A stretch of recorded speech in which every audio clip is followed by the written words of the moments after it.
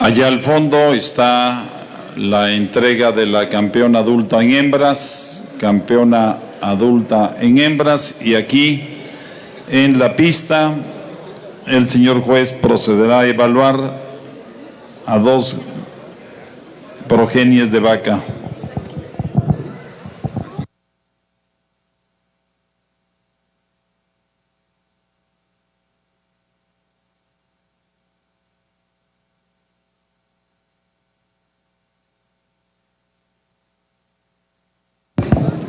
Son 2 progenies de vacas que están aquí en la pista.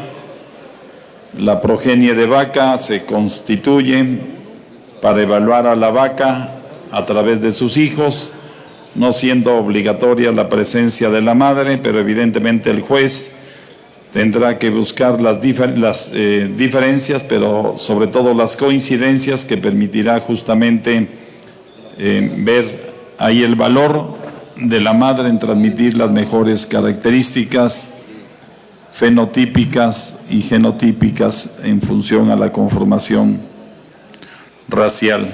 Son 2 vacas de progenie. Las 2 son del mismo rancho.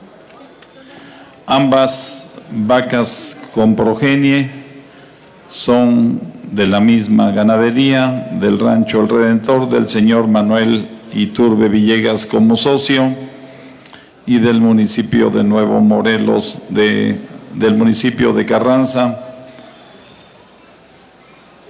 en el centro sur de Veracruz.